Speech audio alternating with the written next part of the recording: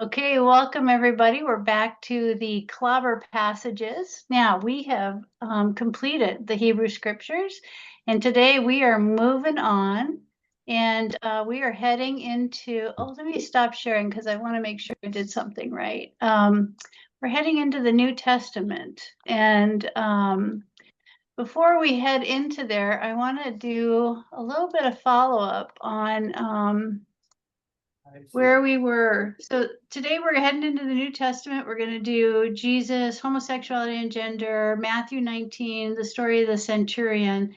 And if we keep going, we're going to keep going because there's some other stories that we might be able to get through. But I want to follow up on the last class because there were some questions about the castrati. And one of the questions that came up is, when did this stop as a practice within the Catholic Church? How did it came to be? Did the Catholic Church ever apologize for it? So I did a little research on this.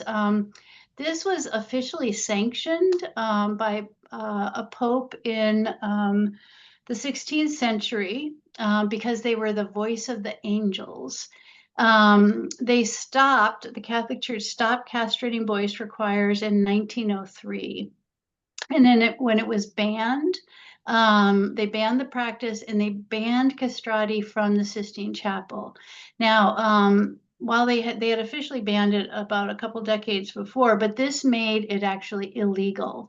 And it had been declining in popularity. But there's a lot of new research that shows that it was actually tolerated by the Vatican as late as 1959.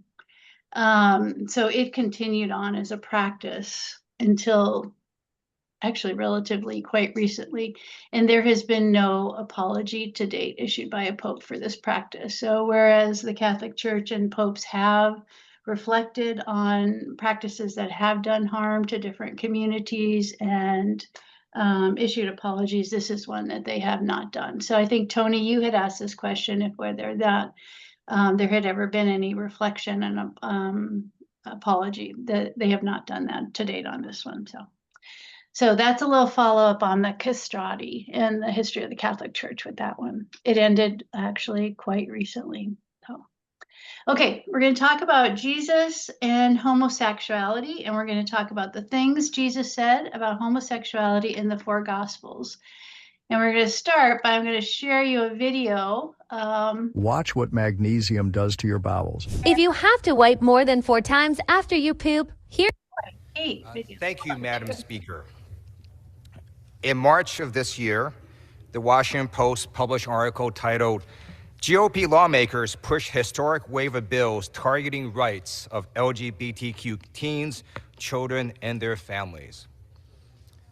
In April, Washington Post published another article titled, "Some Republicans Fear Party Overreach on LGBT Measures." I just thought I would now recite for you what Jesus Christ said about homosexuality.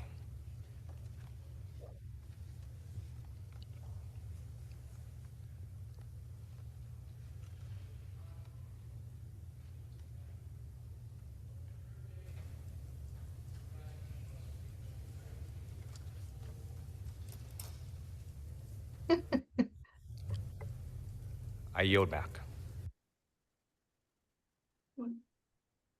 Yeah, so let me stop sharing. So that I thought that was interesting. Chris actually shared that one with me. So what did Jesus have to say about homosexuality? It was nothing. And why? Why did he have nothing to say? And it really comes down to the fact that Jesus's teaching, as many of you know, was focused on the way of caring for the marginalized, the poor, the cast out, the least, the last, the lost, and reuniting them with God and community. It was not focused on external religious piety. He preached against that. And most importantly, it wasn't focused on the importance of Jewish purity or uncleanliness law. He was focused again on the way.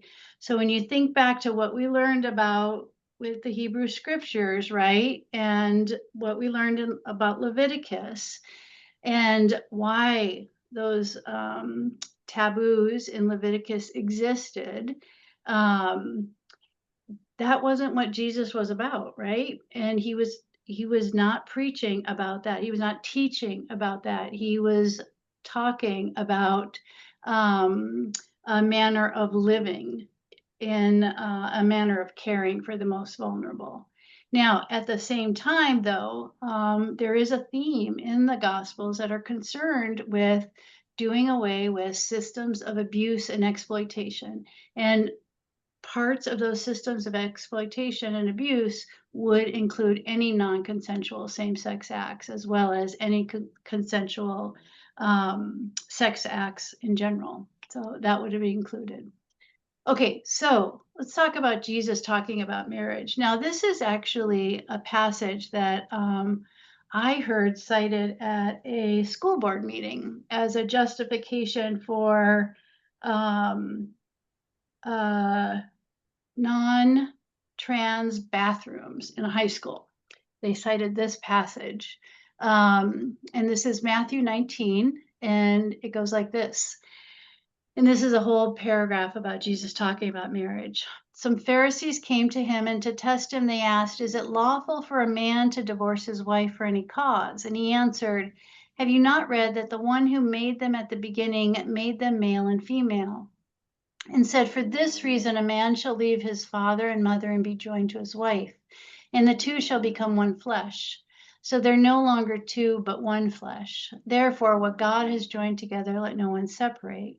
And it goes on to say, "And I say to you, whoever divorces his wife, except for sexual immorality, and marries another, commits adultery.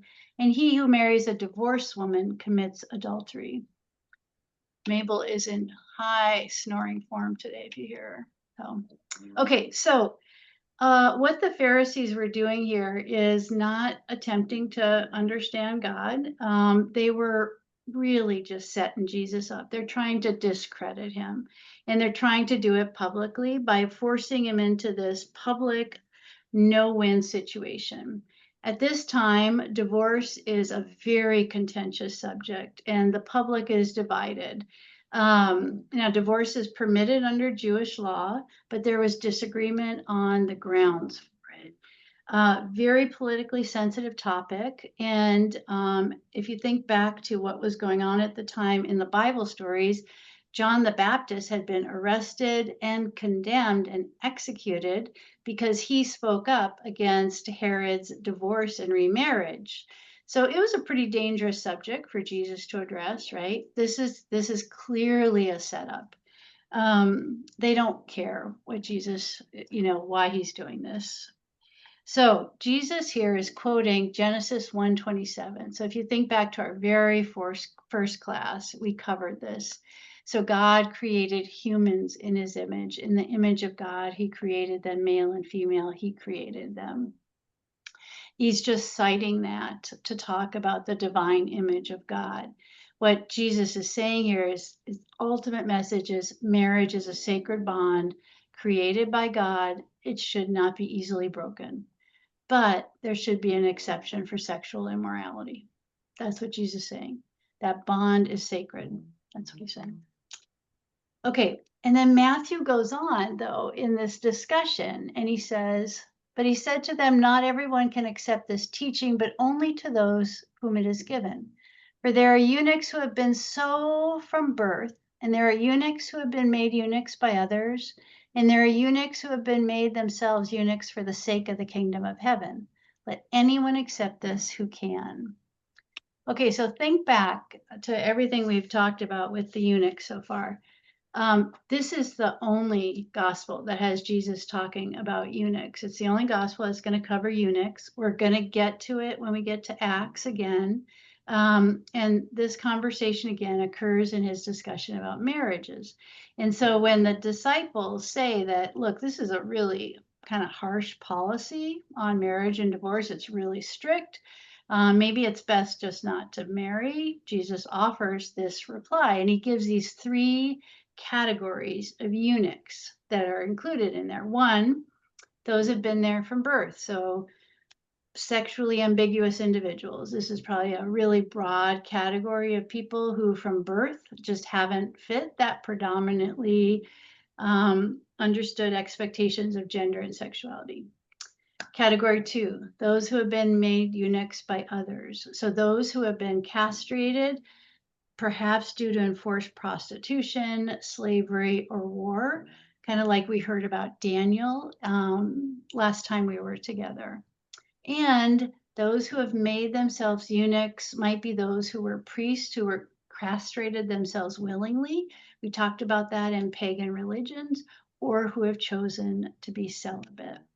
But remember, eunuchs were the sexual minority of the day. They were routinely cast out. So this was a pretty scandalous statement from Jesus, right? He's taking a word that was probably quite derogatory and he's turning it around and he's accepting it. So this example, Matthew 19, 11 and 12, it's one more example of Jesus's message of inclusivity. And this has been interpreted by the LGBTQ plus community as really an affirming, beautiful passage, affirming gender diversity. So, okay, we're going to go on to the story of the Centurion servant. And this is a really beautiful story, and we're going to break it down. So, Steve, will you do us the honor of reading this one for us? Absolutely. Oops. When he entered Capernaum, a centurion came to him, appealing to him and saying, Lord, my servant is lying at home paralyzed in terrible distress. And he said to him, I will come and cure him. The centurion answered, Lord, I am not worthy to have you come under my roof, but only speak the word and my servant will be healed. For I also am a man under authority with soldiers under me. And I say to one, go, and he goes. And to another, come, and he comes. And to my slave, do this, and the slave does it. You want to keep on going? Yep. Okay. When Jesus heard him, he was amazed and said to those who followed him, truly I tell you, in no one in Israel have I found such faith. I tell you, many will come from east and west and will take their places at the banquet with Abraham and Isaac and Jacob in the kingdom of heaven. While the heirs of the kingdom will be thrown into the outer darkness, there will be weeping and gnashing of teeth. And Jesus said to the centurion, go, let it be done for you according to your faith. And the servant was healed in that hour. Okay, I'm going to stop for a second and just pause. This is a story that is in I think 3 of the Gospels, and most people are familiar with it. When it comes to mind, do people have reactions to the stories, impressions of the stories? What does it mean? Anything that comes to mind about this story? Ties to this story? Anything? Well, some of it is in the litany of the Catholic Church. Those are words that, words of change, my soul shall be, all of that. That came to me right away when I saw that. And we're going to get to that. Yep. Those words show up in the Catholic Church liturgy. Yep. Anybody else? Anybody else got a reaction to it? Okay, let's go back and we're going to dive into it. Because there's some really, really interesting scholarship that's come up about this story recently. Let's look at a little how that story has been depicted through the years. And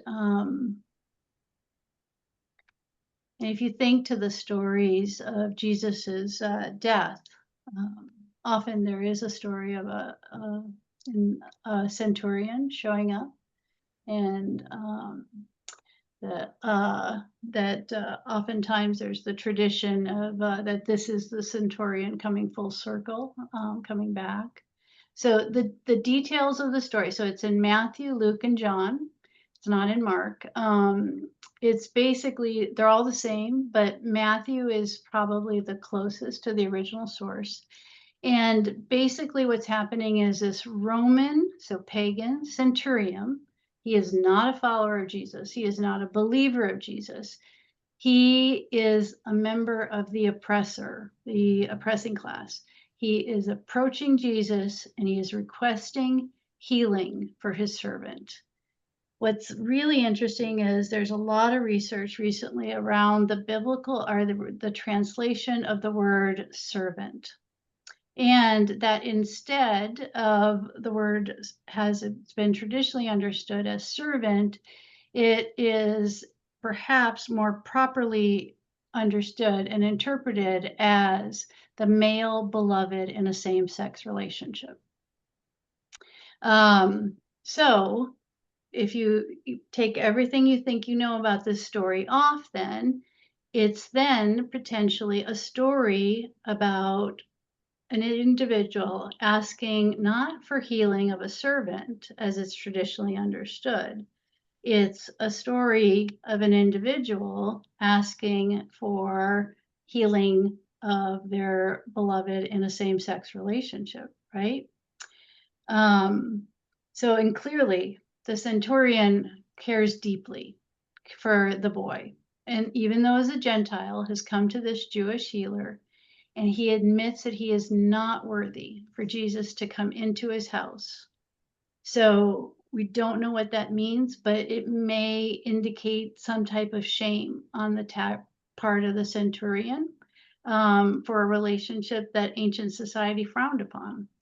And there's a lot of curiosity over whether or not it's possible that Jesus is tacitly approving this relationship by entering into that home, by entering into that healing relationship, right? Okay, so if the scholarship is correct in the understanding of the translation of the word servant as beloved in a same-sex relationship, then the story shifts, right? And clearly, Jesus could have condemned the relationship, right? He didn't. Instead, he lifts up the faithfulness witnesses as greater than he has witnessed among his own people, right? And if anybody's interested in seeing the scholarship of it, I'm happy to share this with you. So I want to do it again, and I want you to look at this story and look how it says, if we take out the word servant and we put in beloved, right? Mm-hmm. Okay.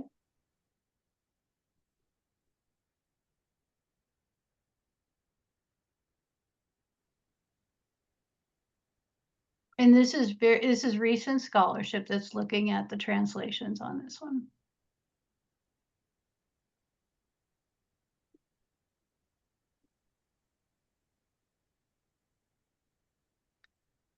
Now, here's the real ironic part, and this is what Diane was alluding to. In the Catholic liturgy, right? So Catholics are taught to remember this man, right? As they recite at the moment of communion, Lord, I am unworthy that you come under my roof, but just say the word, my soul will be healed, right?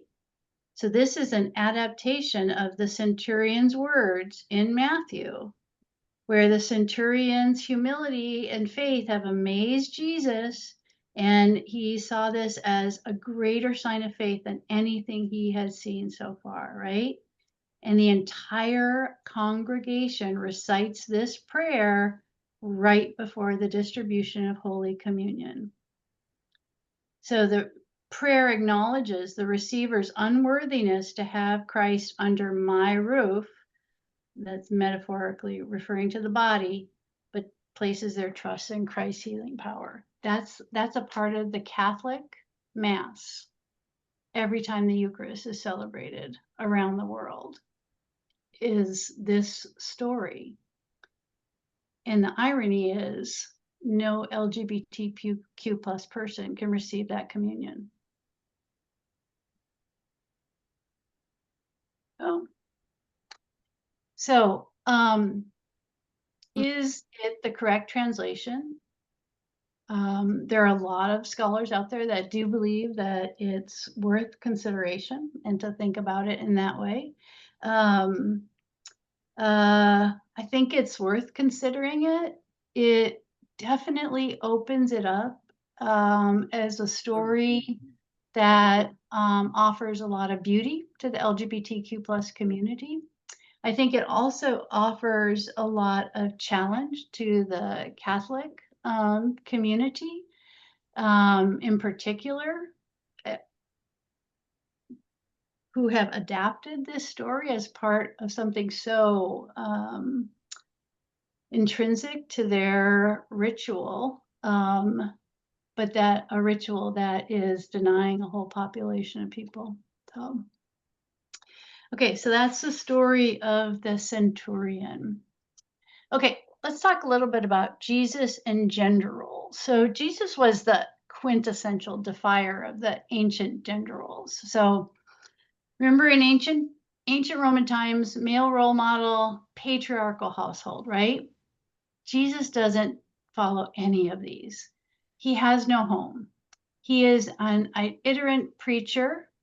He doesn't marry in order to have a family. We don't have any canonical record of this, right? He's abandoned his family name. He has no power. He has no status, right? He does not behave like a real man of his time. So he has broken all patriarchal gender stereotypes of his time. There's really nothing he does in the Gospels that shows him behaving like a traditional male, right?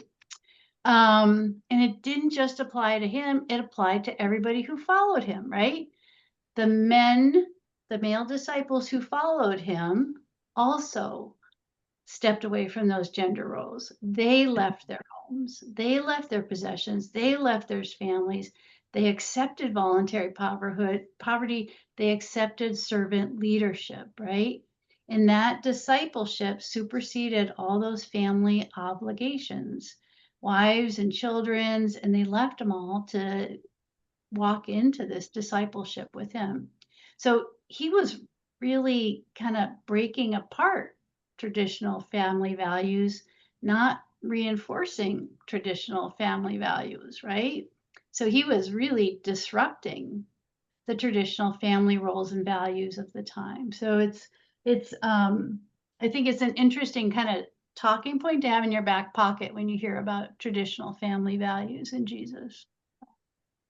Let's talk about Jesus and women. Now, universally, Jesus was understood as treating women with respect as equals in his circles.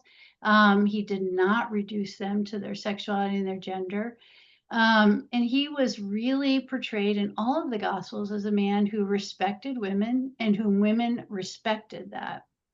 And we know that according to the Gospels and his teaching in his circles, that women were uniquely empowered as really fully equal throughout the Gospels. And that the Gospels really highlight the women's courage in really marked contrast to the men's cowardice. I mean, when you think about the resurrection stories, it's the women's courage that's highlighted.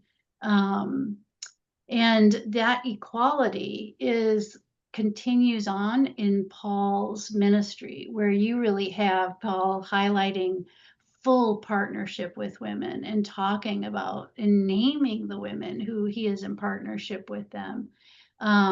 And then you have this lifting up of Mary, the apostle to the apostles. And some of you know the history of what happened to her. So, and then, in the Gospel of John in particular, this is one where you see really the women being highlighted in their relationship with Jesus. And in particular, there's two confessions of Jesus as the Messiah. And one of them is with Peter, and then one of them is with Martha, slash Mary. There's some scholarship that says that perhaps that it was Mary who is the one that does it. That is the one that confesses that Jesus is the Messiah. So, but within John, you have women preaching and confessing their faith and an anointing. And then at the end, Mary becomes this apostle to the resurrection. So very powerful roles in women. So again, Jesus was breaking apart those traditional family values, not reinforcing them, disrupting them. Okay. So I was going to stop us there, but I think we can keep going, which was the question was, what do you think Jesus would have to say about our current battle over theology related to the LGBTQ plus community, and how would he approach solving them? We're going to come back to that, and I'm going to keep going, but I want to stop there and just see if there's any questions about Jesus, gender roles, his relationship with women, the Centurion, anything we've covered so far. Well, I think it's interesting that in my exposure growing up, I don't think I heard much about that passage at all that you were talking about, as in the Catholic lead up to the communion service. So, I mean, maybe it was there periodically. I can't say for sure. I might have forgotten it, but it was not anything that was stressed. That's really my point. So it's interesting that there was that kind of difference between Protestant and Catholic on that. Mm-hmm. And you were Protestant, Shirley, right? Yeah. It's part of the Catholic liturgy. Yeah. And it's a very, very sacred, important thing. It was to me, because of the words of it, right? Only say the word and I shall be healed. Lord, I'm not worthy to receive you. And then you're supposed to strike your breast, right? Right.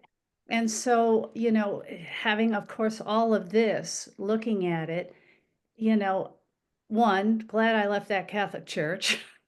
And two, how disrespectful, because Jesus, if these are words, I will be healed, not just, because I was baptized a Catholic, I will be healed, or, I will be healed. And it just, it just changes everything thinking about it. Plus, we never hear, I'd never hear anyone quoting all of the stuff that Jesus did say. Yeah. A lot of the Old Testament is quoted, right? Yeah. Yet Christians are Jesus-centered, right? But they don't quote these things. They go back to the Old Testament. They do. Yeah. Anyone else? Okay. Well, I could ask if did Martin Luther advocate changing the wording to the passages that are said before the communion? Oh, there was so much fighting over communion with Luther. So the wording wasn't really the battle. It was what the meaning was at that point. Well, yeah, but I just thought, I wonder if that's where it got dropped from the attention of the Protestants. Yeah, I don't know. And it's with the split that happened in between Lutheranism and then the Reformed Church and that break, and then Methodism, and and then each denomination developed their own liturgy around communion. Yeah. So I only remember it in the I only remember it in the context of all of the faith stories, like the faith of a mustard. If you have the faith of a mustard seed, if the doubting Thomas. I think this was part of that conversation in the Baptist churches, where you in the context of growing one's own faith and belief and being able to stand up, but it was never used in any significant way to my memory. mm-hmm. Yeah. Okay, anybody want to make any comment about how Jesus would solve the whole current theological debate? Anybody got that answer?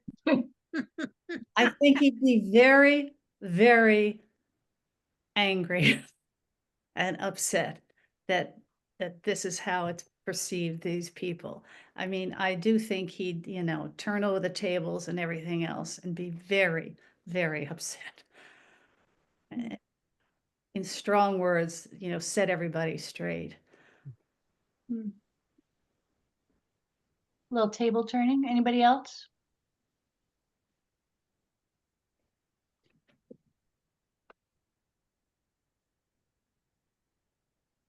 Go ahead, Marie. I guess it was what you said at the beginning of the class today. It wasn't his main point. Jesus would say, wait a minute, this is like a detail. Don't you get the main picture of accepting each other?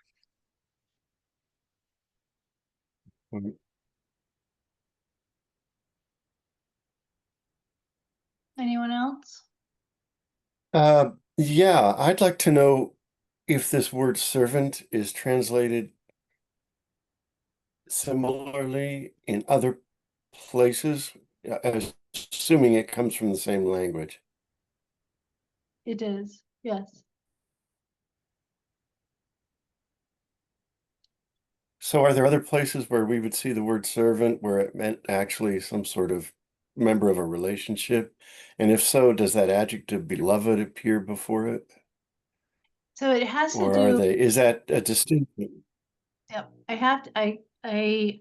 I can send you the article if you want to see some of the scholarship on it. It has to do with the manner in which the noun is used in a sentence, and that has to do with it. So that it's not the simple translation, it's the manner in which it's used within the sentence to describe the relationship. That's the way I understand it. So, yeah.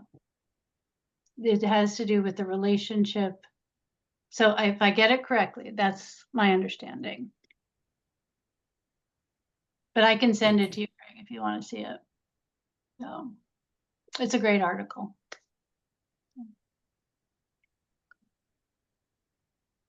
So one of the most powerful things I ever heard, and actually it was a Catholic priest say about Jesus was, you could pretty much guarantee that if anybody drew a line in the sand and said us and them, that Jesus was always on the side of them.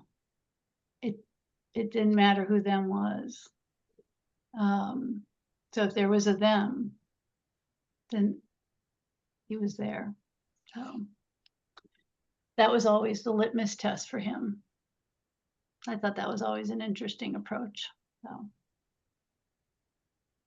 okay, good to go on? Okay. Okay, we're going to go on and we're going to actually look at Nicodemus. Okay, so if you remember Nicodemus, and if you did the Gospel of John was recently, so it is in the Gospel of John, and here's the story of Nicodemus, and he is a Pharisee, and he has been kind of lurking around, listening to Jesus clearly, and he has questions for him. So he comes to see Jesus at night, and all throughout the Gospel of John, John uses night to mean darkness and not seeing. It's a negative analogy, right? So Nicodemus comes at night. He is not a believer, but he's so interested in Jesus's teaching, but he's afraid to be seen with him in the daylight, right? And so he is at best, he's kind of lukewarm to Jesus's message, and Jesus kind of takes him to task for his secrecy, right? And kind of his shame of not being seen with him and for his unbelief. And Nicodemus kind of gets caught up in his fear, and he really just doesn't get what Jesus is saying to him. And Jesus is offering kind of some loving words of grace, but Nicodemus just can't get it. And he fades off into the night. And he comes back a couple more times in the story of John, but both times he's a kind of a peripheral character on the margin. still not willing to kind of declare himself to the world, right? Okay, so and Nicodemus has been painted just in some beautiful ways throughout time, showing up in the middle of the night. Now, a new reading of this is Nicodemus being thought of and reclaimed as a story of the archetypal closeted Christian. And so Jesus is speaking to Nicodemus about being born again, right? And so this spiritual birth is this realization that who Nicodemus is at night and at day needs to be integrated into a spiritual whole, right?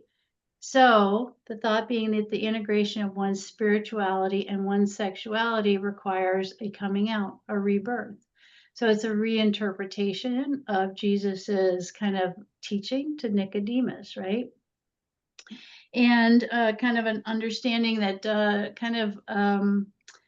a look at Jesus's teaching to say perhaps Jesus was unsympathetic to these closeted Christians, Nicodemus, who maintained the religious status quo and whose fear paralyzed them from taking the next step, coming out as a disciple, right? And so Nicodemus, this story is being used to be compared to closeted clergy, closeted Christians who are in power in churches, who are failing to come out and stand up for the LGBTQ plus community. It's like a slur. They're a Nicodemus. They lack the integration, the spiritual integration, and the integration of their spirituality and their sexuality, which it would require a coming out during the daytime, a rebirth. So it's a re-understanding of the Nicodemus story.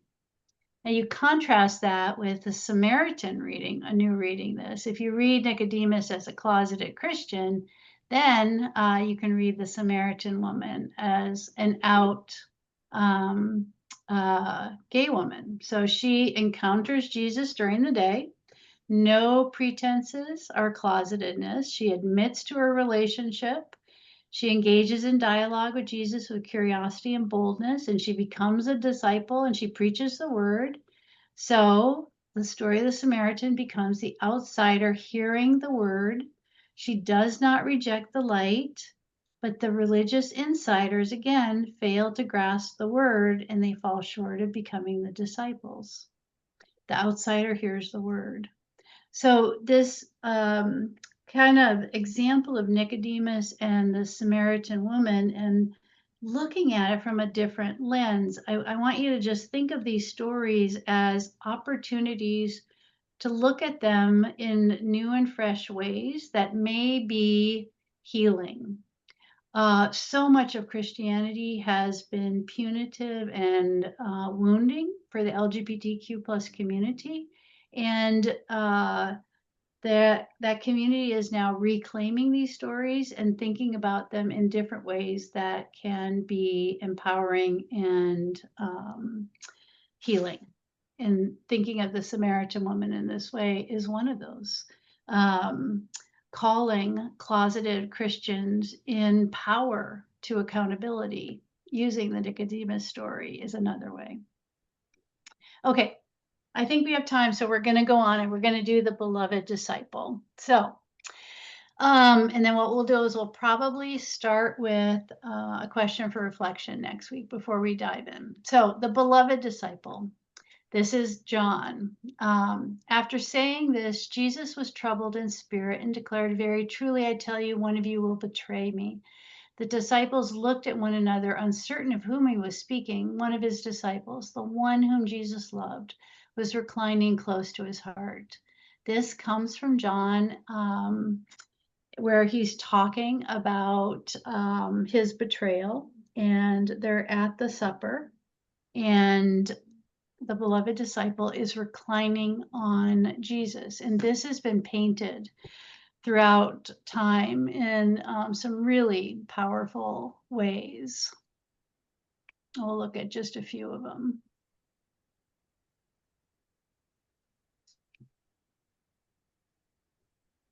And we talked a little bit, for those of you who did John with me, about the beloved disciple and some of the interesting nuances of this individual in this story.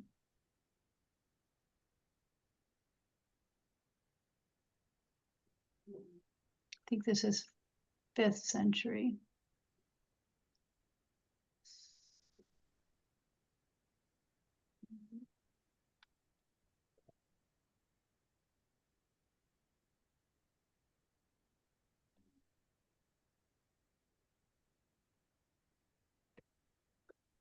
Okay, so this is the disciple who Jesus loved.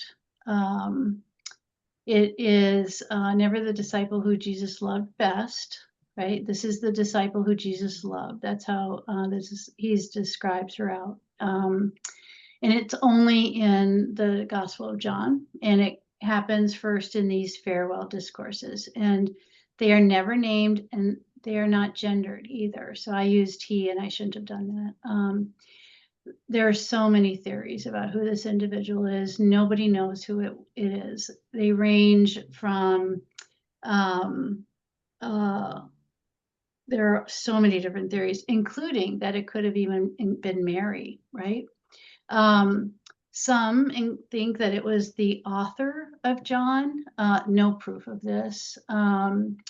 It typically has been understood as the individual who has been passing on the tradition to the author of John, to the Johannine community, and they traced their tradition back to this individual. So clearly, there is an intimacy between Jesus and the beloved disciple that is unique in John's gospel, and again, doesn't exist anywhere else. This beloved disciple is really shares an intimacy with Jesus, both in terms of his relationship and his physicality with Jesus.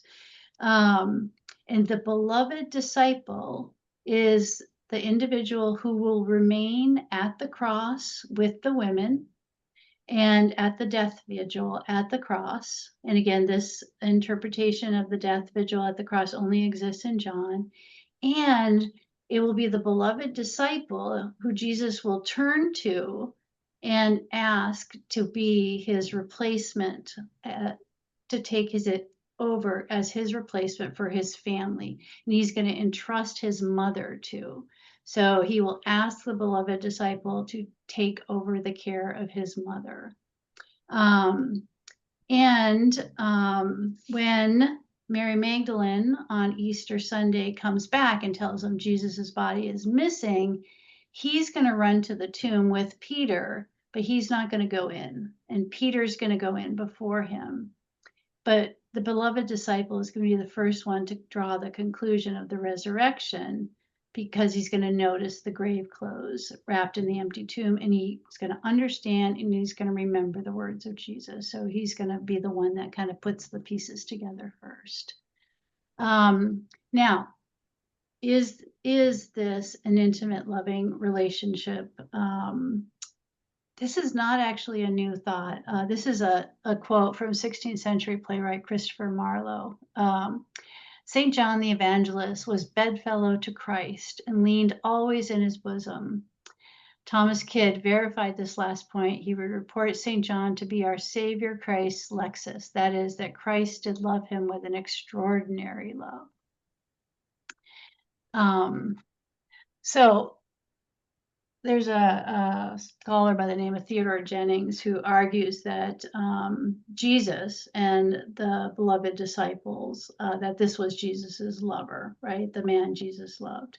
And to support this, he actually relates it back to the Centurion servant boy and those texts. And he also pulls up the Jesus's interactions and beliefs around traditional families. And he suggests that Jesus's relatives and his disciples knew that he was gay. And that despite the efforts of the early church to downplay this, because it was a dangerous memory about Jesus, that a lot of clues still remain in the Gospels. and that you can piece these clues together, and that not only was Jesus very open to homosexuality, but that he himself was probably in an intimate and sexual relationship with the beloved disciple. And that's the book that he wrote, In the Man Jesus Loved. So is it true? I don't know. I can tell you that for nearly 2,000 years, gay men have read this story and found an incredibly affirming story of grace and acceptance in the relationship between Jesus and the beloved disciple. And it is a rare instance. You've got the one that we talked about with David and Jonathan. And this is another one that I think gay men can find a home in. It's a story for many in the LGBTQ plus community of how, the community can be faithful to God, even though the church can't always be faithful to them, right? We may not be loved by the churches, but we certainly have a place in the heart of God. Okay, let's just talk about, again, early Christians and homosexuality. And this absolutely replicates what happened with Jesus. Think about the first 100 years. Their teachings were focused on the ways. They were focused on caring for the marginalized, the poor, the hungry, the cast out. They were not focused on external religious piety. Jesus preached against that, and they weren't focused on the Jewish purity uncleanliness laws. They were focused on the ways. So I'm going to stop right here because that's all going to lead us into the Ethiopian eunuch story, which comes up in the book of Acts. So I want to stop there and just do a check-in on the beloved disciple story, because that one is, it can be kind of jarring to think of that story in that new and different way. And I just want to put that out there for folks. Question, comments, reactions on that one? Well, all of the paintings and the depictions by all those people show the beloved disciple very differently than the other ones, right? And the intimacy and the love that's shown there. So, I really can get behind that. Yeah. The beloved disciple, I really can. I'm with Diane. I can as well, being a retired Roman. It's the only thing that makes sense. If you consider that God is loving, it's the only thing that makes sense. And all this other stuff people put on it does not make sense to me.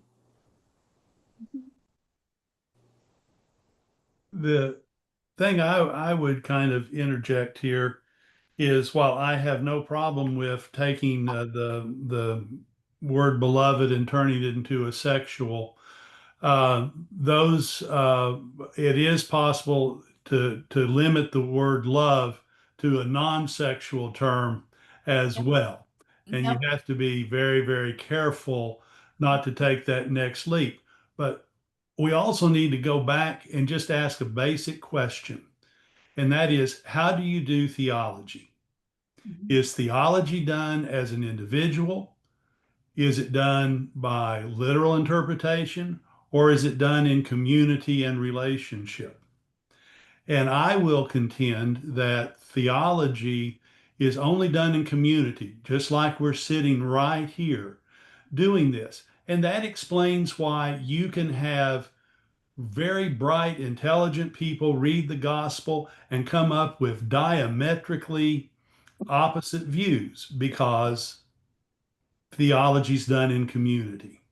But the other thing that I would also point out is that I think that ties into what we're talking about here is that we haven't touched about Jesus's big framework, which is the reign of God. And so almost everything Jesus talks about, in my humble opinion, is about doing away with the economic, political, and religious domination exploitation systems. And so if you talk about that, you just see how these church using their own domination system used and misquote Jesus and completely miss his message. Yeah. They've missed it. Yeah. Yeah. Yeah. Thank you for lifting that up, Steve. Mm-hmm. And I want to go back to a comment you made about theology done in community, because here's the danger is there have been communities that haven't been allowed access to the table. Exactly. And the LGBTQ plus community is that community. They've been denied access to the table, so they haven't been part of the conversation. So, and so it's relatively recent that those voices, those scholars, those theologians are coming to the table to elevate stories in new creative ways, in new ways of imagining how God is moving in the world and in community and in life and bringing about the kingdom of God. Yes. So I just throw one more thing, and I can't remember the author where I picked this up from. It's not original to me, but it is part of our problem in our interpretation is that we're too familiar with the story and we know the outcome. And so instead of listening with fresh ears and fresh eyes, we immediately go, oh, guess what? He's risen and we're all saved. End of story. Forget about it. Slam the book shut and go home. yeah. But that's not what Jesus was before. As you mentioned, we're talking about Jesus, the human being, the human man. This is not the ascended Christ. Yeah. Yeah. Yeah, I was writing an Advent sermon today, and I keep coming back to this, unexpected, unanticipated, I think that's just this theme of Jesus. Unexpected, unanticipated. Every time I think I got it nailed down, I don't. And I think that's a good reminder as we look at every one of these stories. So yeah, thank you. Well, I think in the same way, we talk about being derived from community, but that community also did not include women. And it's built on that principle, and it's still seen through that lens. We see a lot of that in our country. And I don't think we're the only country that has that bias on it. And probably the same could be said for different racial groups. So, although that's such an artificial concept, racial groups, that's kind of a whole different problem from my standpoint. Oh yeah. No, I think it's actually it's a great point. I mean, you all have we've talked a lot about what happened after the year 250 with the Catholic Church and the suppression of women voices, but what it's pretty dramatic when you think about what happened when the voices from Africa and South Africa started to be elevated, and concepts like liberation theology started to come up, and it was like a fresh wind blowing through Christianity, and we should probably actually spend some time learning about that, because it just has the beautiful echoes of the most authentic Christian teachings. And it's because of the diversity, I think, of those groups coming to the table eventually. So, yeah. Mary Lee, what do you want to say? Well, somewhat the same thing. Steve's comment about two people reading the Bible coming up with two totally different theologies or whatever. I think, I very much feel that you can find whatever you want to find in the Bible. And so this is another take on that to me, I mean, that, like the Centurion, I always thought that was about the outsider, which can be, it's still an outsider if you think of it as a beloved. But yeah. Yep. Anyone else? Okay, I'm going to share my screen real quick here, because here's what I'd like to do with you all. is, go ahead and, okay, so here's the big six, right? So we've done Genesis, Leviticus, right? We've talked about those three. We have Romans, Corinthians, and Timothy to go. Two of them are very similar in their rationale, and one has a different rationale. And so I want to cover the three remaining ones, and I want to talk about the Ethiopian eunuch. I actually think we could do all of these next week, but I don't want to rush it. So I want to go through next week because the context behind the remaining big three is really critical to understanding it, just like the context regarding Leviticus was really important to get, right? So those are the big three that are remaining that I want to get to, and that's what we'll be spending time on next week. But I also want to throw in that Ethiopian eunuch story as well. And if we finish next week, we finish next week, but I do want to do a little time for reflection as well. So I think we could do it, but it may mean going over, 5 minutes or so next week if folks are game for sticking around just a little bit. And then we would not have class on the 18th. So we moved a little fast today. Are folks okay with that plan? Sure. Okay. Okay. All right. Then I'll let y'all go today. Thank you so much, and I'll see you next. Thank you. Thanks. Thanks, everybody. Bye.